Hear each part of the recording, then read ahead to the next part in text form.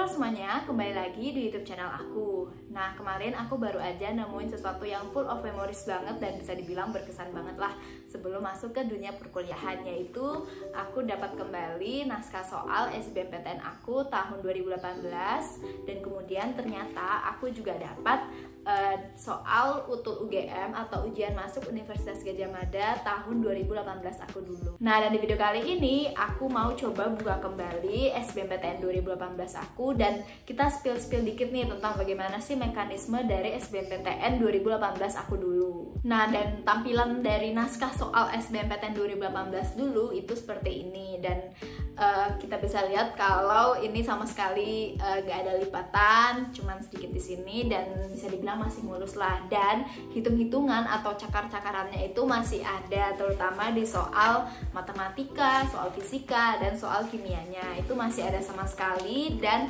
tidak pernah aku utak-atik, gak pernah aku hapus semenjak pulang dari tes. Mungkin karena sedih juga ya lihat kembali soalnya itu, jadinya disimpan aja di lemari dan gak pernah dilihat lagi.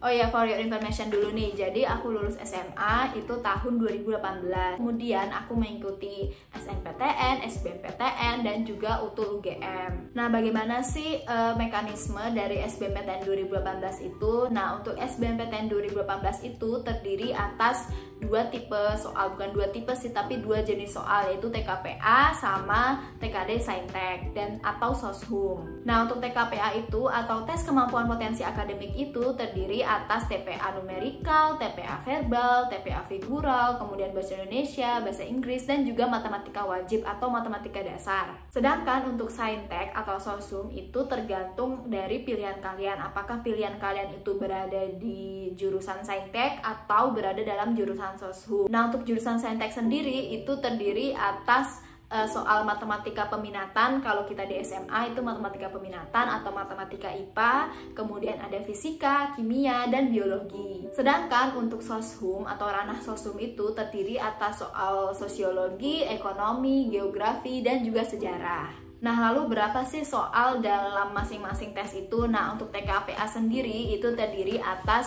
90 soal, 45 soal untuk TPA terdiri atas TPA numerikal, verbal, figural, dan kemudian 45 soal lagi terdiri atas matematika, bahasa Indonesia, dan bahasa Inggris. Sedangkan untuk Saintek atau Soshum itu tergantung dari pilihan kalian, apakah pilihan kalian itu berada di jurusan Saintek atau berada dalam jurusan Soshum. Nah, untuk jurusan Saintek sendiri itu terdiri atas soal matematika peminatan. Kalau kita di SMA itu matematika peminatan atau matematika IPA, kemudian ada fisika, kimia, dan biologi. Sedangkan untuk Soshum atau ranah Soshum itu terdiri atas soal sosiologi, ekonomi, geografi, dan juga sejarah. Nah, adapun untuk TKD Saintek dan Soshum itu soalnya sama, yaitu ada 60 soal yang dikerjakan selama 105 menit.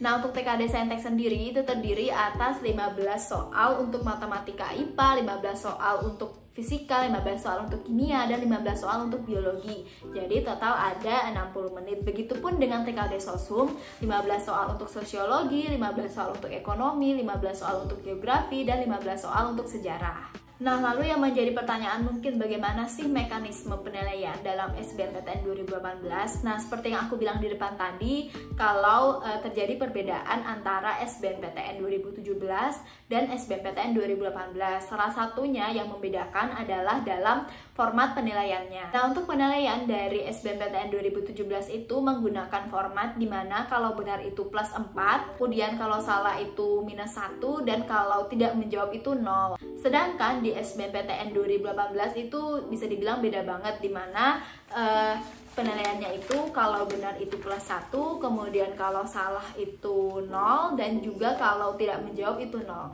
Tetapi apa yang membedakannya? Membedakannya adalah dimana untuk SBMPTN 2018 itu ada tingkat-tingkat kesulitan soal mulai dari rendah, sedang, dan juga sulit. Ini ditekankan di dalam poin 13, dimana kalau aku bacain di sini, penilaian didasarkan atas perolehan skor pada setiap subtes dan tingkat kesulitan setiap soal.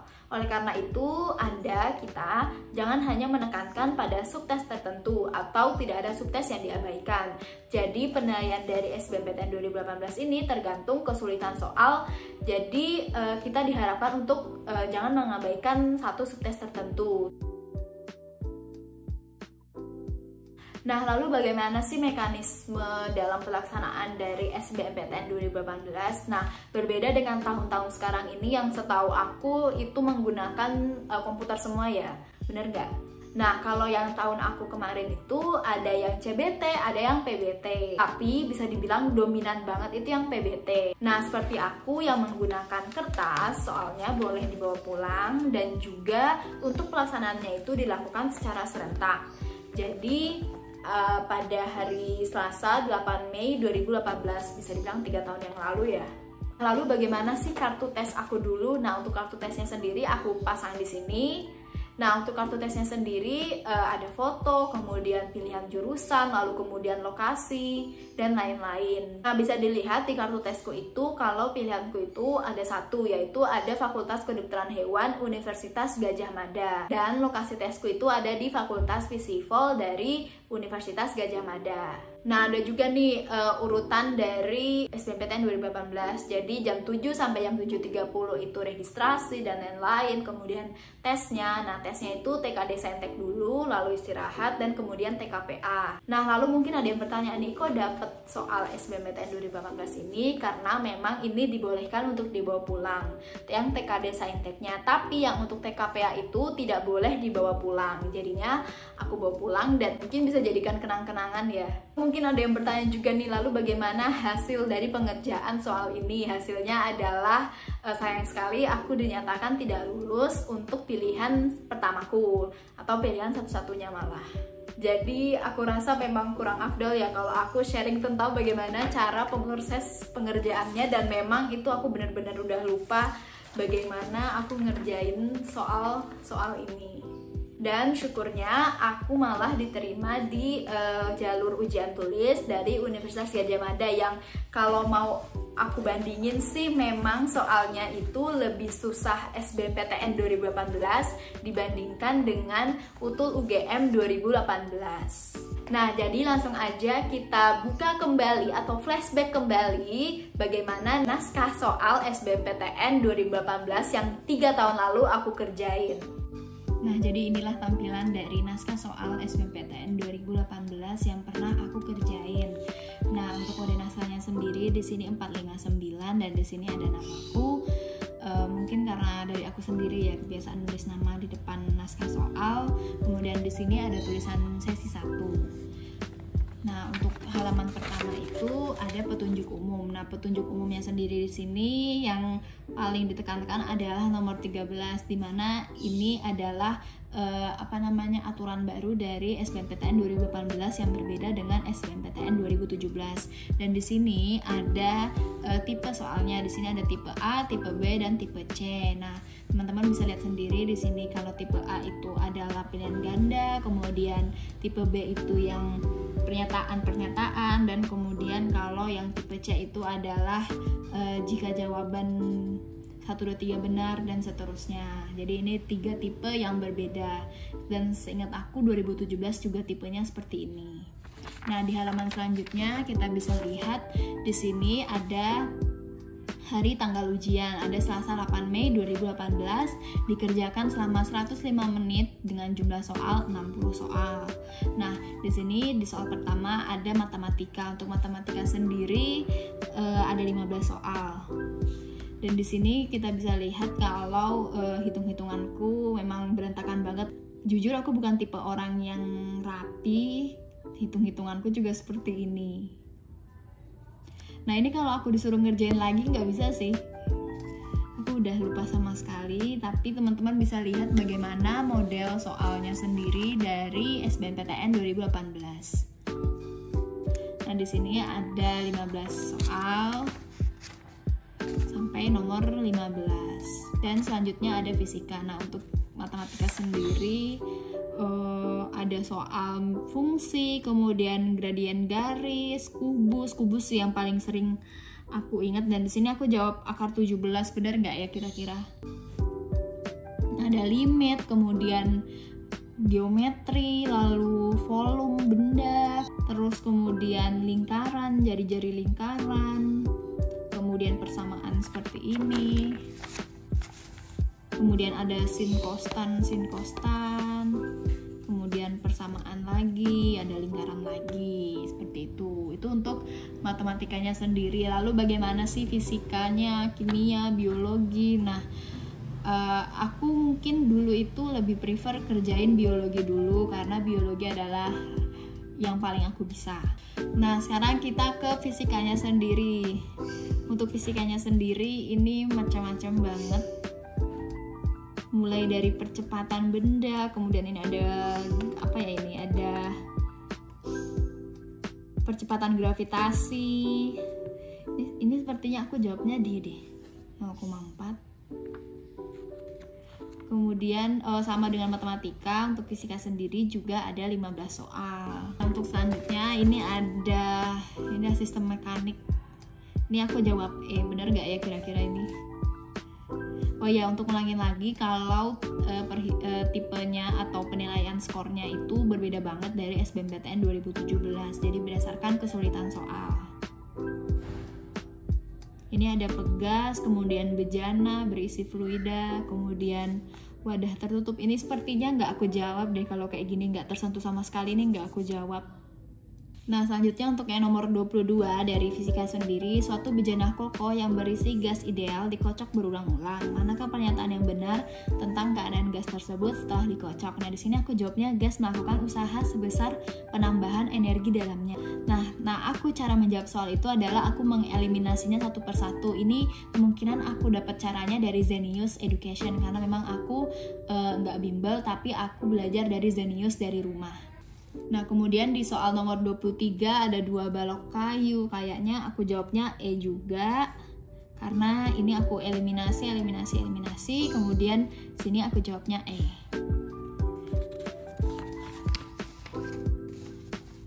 Nah, untuk fisika sendiri itu sampai nomor 30 karena masing-masing ada 15 soal.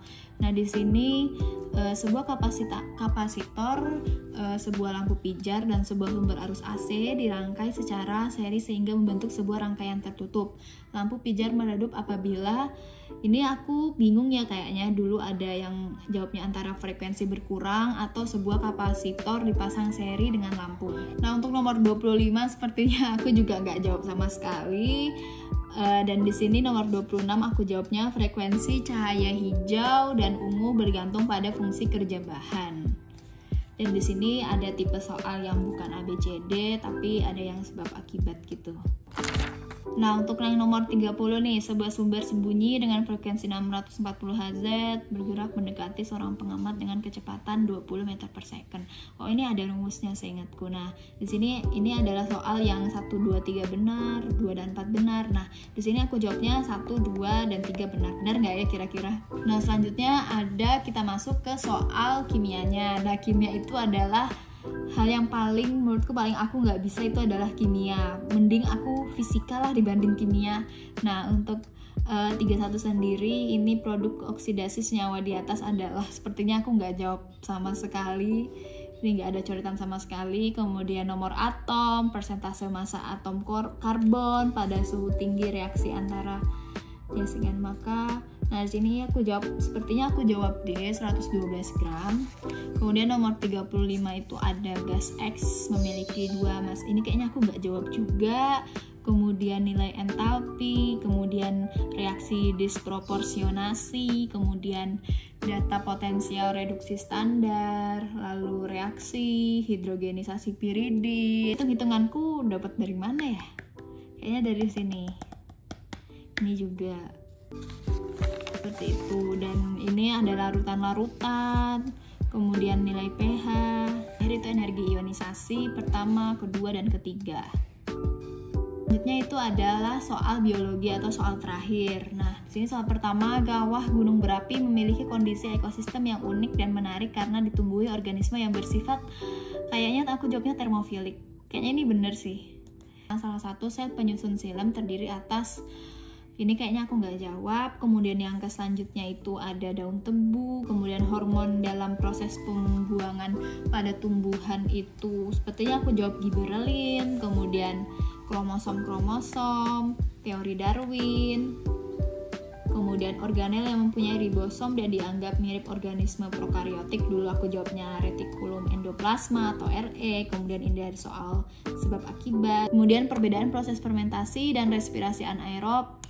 Lalu kemudian urutan DNA, di sini aku ada hitung-hitungannya atau cakarannya lah. Kemudian soal terakhir adalah petunjuk mengenai keamanan teknologi DNA yang dikembangkan oleh para ilmuwan. Nah, itu tadi buka kembali soal naskah SBMPTN 2018 yang 3 tahun yang lalu aku kerjain. Dan kalau kalian mau untuk soal ini, sebenarnya udah banyak ya pasti di bank-bank soal. Walaupun mungkin kodenya beda. Nah, aku di sini 459. Nah, ini kemarin sempat aku cari dan itu ada di internet dan persis kok, sama sekali persis dengan soal-soal dari kode naskah yang aku punya ini. Untuk kalian yang sedang berada dalam fase berjuang untuk mengikuti SBMPTN maupun ujian mandiri lainnya, kalian tetap semangat dan jangan lupa untuk latihan soal setiap harinya, karena kurang lebih akan inti dan model soal itu kurang lebih sama dengan tahun-tahun sebelumnya. Semoga videoku ini bisa membantu kalian ataupun bisa mencerahkan kalian tentang bagaimana sih SBMPTN itu dan bagaimana sih SBMPTN tahun-tahun lalu. Semoga video ini bisa membantu banyak dan see you di next video.